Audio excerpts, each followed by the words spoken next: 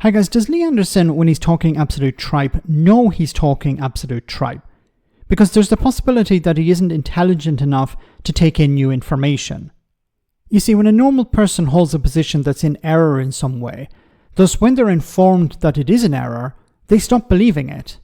They take in the new information and either improve their knowledge of the topic or disregard the old position. Lee Anderson has been schooled, owned, and had it explained to him where he's wrong, but for some reason he can't get it through his skull.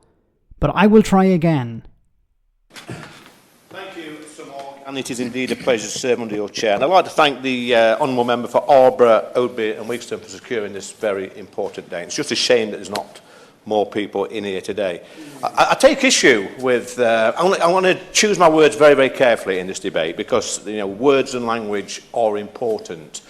But we need to get tough in this place about this problem, this illegal migration. And I keep hearing time and time again that these people are fleeing war-torn countries. They are desperate people fleeing persecution. Well, let me tell you this. I've been to France. It's quite a nice place. There's no war in France. They're not persecuted in France. And We're off to a good start, aren't we? The people are not coming from France. They're coming through France. There's no obligation on them to stay in France. Lee Anderson is trying to sell this idea that the people are coming from France, as if they're French people leaving France. But why would French people want to leave France? There's no war taking place in France. But these asylum seekers are under no obligation to claim asylum in France. We've been through this I don't know how many times. I served on the Home Affairs Select Committee for 2 years. I went to the camps in Calais. And these young men, and the first thing we noticed was they were all young men. There was no women, no children, no family. That's strange, because sometimes when we read stories about people drowning in the sea, we hear stories about women and children.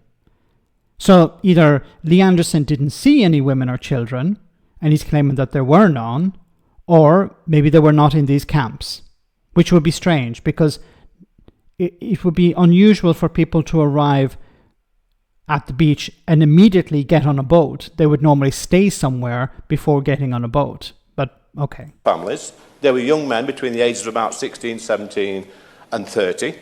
And they all said the same things to us. El Dorado. They would point at the White Cliffs of Dover and say El Dorado. But Lee said that France is a wonderful place. So why would they want to go to Britain if France is wonderful? Why? Obviously, we know the answer to this. They don't want to stay in France. They want to get to Britain because they have family in Britain, they have some sort of connection to Britain, or that they speak the language. They wanted to come to this country because they thought that the streets were paved with gold. And they are paved with gold if you're coming from a country like Eritrea or Sudan. And the most Well, Lee Anderson and Brexiteers are trying to turn that around a great deal, aren't they? annoying part for me was there was a charity there called Care for Calais. And these would attract these people. They'd give them the coordinates in whichever country they came from. They would take weeks and weeks or months to get there. Once they got to the camp, the Care for Calais would set up a school, teach them how to learn English, how to speak English, how to write in English. They'd give them new phones, new data, shelter, whatever, and get them ready for the crossing to the UK. Something else that they do is they inform them of their rights. So they tell them, when you arrive in the UK, these are some of the rights that you can claim. Now, would Lee Anderson prefer Care for Calais not to provide these people with this information? Would he prefer that the organisation lie to people? And then, I just take issue with the Honourable Member. He said once they get to England, then they're never leaving. It's once they get in the Channel. Once they get in the Channel, they're picked up and ferried to our country. And when they get to our country, they're placed in hotels. There's a division now. I'll call Lee Anderson to continue. Thank you, Sir Mark. And once the illegal migrants, and let's get the wording right, they are illegal migrants, get into this. If they're illegal, what crime have they committed, Lee? What crime have they committed, Lee? We're talking about asylum seekers. It's not illegal to claim asylum in Britain. Not yet, anyway. It's not illegal to cross the Channel in a rubber boat to claim asylum in Britain. I keep coming back to this question. I would love Lee Anderson to answer this question. He probably won't because he'll never see this. But if they are illegal, what crime have they committed? And if they have committed a crime, why aren't they in prison? This country, there's no way they're ever going to be deported, only in very rare circumstances. No, people do get deported. 4,000 people who were in prison last year, foreigners in prison, were deported. So I don't know who, none of these people will be deported. Now, a problem with deporting people is they need to be processed first. See, the Tories, when Lee Anderson was deputy chair, were not interested in processing claims. So it's very difficult to deport somebody if you haven't actually looked at their case, if you haven't processed their case. Like, you keep saying we need to deport people. But in order to deport them, you have to determine whether they have a right to stay in Britain or not. But you are against the idea of processing the claim to discover whether you can deport them or not. It makes no sense whatsoever. But the most important thing for me is to get the terminology right. They are illegal migrants. They are young men coming into our country. And what's this focus on young men? We know why young men go forward, because it's a dangerous route. It would be preferable for young men to go ahead of the family because young men are able to defend themselves. As I said, it's a dangerous route. You're surrounded by other young men, and it's not safe for elderly people, women and children. But unfortunately, elderly people, women and children do, in desperate situations, go along as well. Frankly, and you can say what you want about me, I don't want these people in my country. They have broken into our country. Once again, this terminology, like it's illegal. They have broken into the country. If you don't create a safe route for people to arrive, then how are they supposed to arrive? We heard Suella Braverman asked this question and she ran away from that question. Somebody from Eritrea, for example, wants to come to Britain. How can they come via safe route? They can't, because there is no safe route. So if they want to come to Britain, they have to cross the channel in this way. They have thrown their documents away. They're undocumented. We don't know where they've come from. We don't know what they've been up to in their own... Because you're not processing the claims. Like you're saying, we don't know anything about them. We stick them in hotels and we don't know anything about them. But you're not interested in processing the claims. If you process the claim, then you can start to find out where these people are from. None of these arguments that you hear from Reform UK or Lee Anderson or Nigel Farage make any sense whatsoever. Because let me try and be clear about this. They're saying, we don't know who these people are. We don't know where they came from. We don't have any documentation. But at the same time, you don't want to process the claims. If you process the claims, then you can find out who they are, where they came from, and then you can actually deport them if they have no right to stay.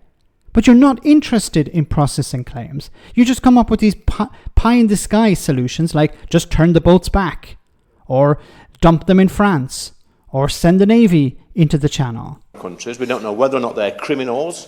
We don't know what their intentions are when they get here, and we are a soft touch. These are illegal migrants posing as asylum seekers. And how did you come to that determination? How do you know? Unless you process the claim. Yes, I admit, and I think most reasonable people will admit, that many people who claim asylum are not legitimate. Many people who claim asylum want to be working instead. Maybe their claim is not legitimate. Their goal is just to be in Britain to find a job. But they can't come in because of the restrictive visa system. They can't come in because there isn't a safe route. So they have to rely on people smugglers instead. If you create a system where people can't come in via legal routes and they want to be there, then they're going to find an alternative. We've heard some horrific cases over the past 2 years of some of these illegal migrants being granted asylum status and then going on to commit horrific crimes. Again, abusing our asylum system. We hear reports, I get the reports as a Member of Parliament, and I know my colleagues do, of young undocumented men roaming around our town centres, intimidating people. This is a problem. But can you imagine, What is the solution to this, Lee Anderson? Well, we just deport them. But how do you know if they're if they're in Britain legally or not, if they have a right to stay? Well, we just deport them anyway. This is nonsensical once again. Like, you're complaining about people who are in a system. There was a story, a report recently. I think it was Zoe Gardner who reported on this. A man who has been waiting for his asylum case to be processed for 16 years. The Labour government were last in power when it started the wait. Can you imagine? He's not allowed to work because he's an asylum seeker. He's not allowed to claim benefits because he's an asylum seeker. He's in limbo. He can't leave the country because he would need permission, but he's not going to get that because he's an asylum seeker. You give up a lot of rights and protections when you become an asylum seeker. You don't have freedom of movement. You can't do as you wish. So if you want to bring down the numbers, if you want to deal with people loitering around, process the claims, then these people can either be deported if they have no right to stay, or they can move on to the next status, refugee status, and eventually work. A lot of these people don't want to be sitting in hotels. They don't want to be hanging around. They want to be doing something with their lives. They want to be working. Now, are there bad eggs? Yes. There are a few bad eggs in Parliament as well, but we don't say it's necessary to shut down all of Parliament. This has got to stop. Yet we see the NGOs, we see the lefty lawyers, we see the Labour Party, all together, they're encouraging these illegal migrants to come over the channel by using this same old slogan. How are they encouraging people? Who have they encouraged? In what way have they encouraged people? Like the lefty lawyers, notice that he mentions the lawyers, not the judges, because it's the judges that make the rulings, not the lawyers. You know, he's not the brightest, is he?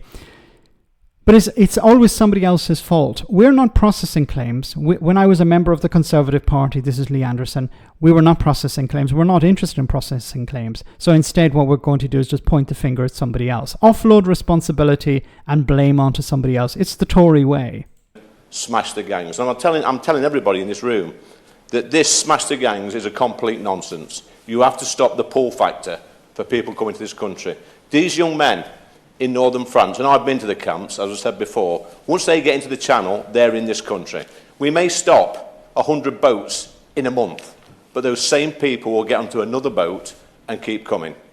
And once they're in this country, they're absolutely going nowhere. And they are costing us an absolute fortune. At the same time as we're waiting for a vote to rob our pensioners of their winter fuel payment, supported by the government, we are spending nearly £6-7 billion a year on illegal migration.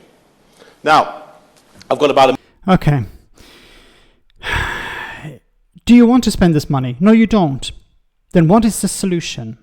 The solution, once again, and I hate to be like a broken record here, but it's to process the claims. If you process the claims, you can move people out of hotels. It's cheaper to put people into regular housing. When they're in regular housing, they move on to refugee status, and they can start doing things like working, contributing, doing jobs that people like Lee Anderson don't want to do.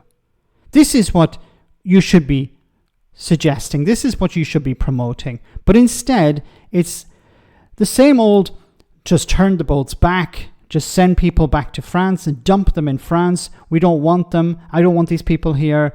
My constituents don't want them here. I'm not interested in actually workable solutions. I'm interested in just rhetoric. And unfortunately, this rhetoric is very attractive to certain people. And they want simple answers to complex problems. They're not interested in actually hearing a workable solution. They're interested in simple solutions, like turn the boats back. And unfortunately, it works. The rhetoric I'm talking about. Unfortunately, it taps into this fear that people have. Look at all these migrants coming into the country. Look at what's appearing on the news. Look at how many people are crossing the channel. They're coming here to steal our jobs, or to live off the state, or not to contribute, or to rob me, or to steal stuff from my home. It's all scaremongering in order to convince people there's only one party in town that will truly deal with it. Of course, Reform UK. Let me know in the comment section, guys, what you think. As always, your comments are greatly appreciated. Thanks a lot.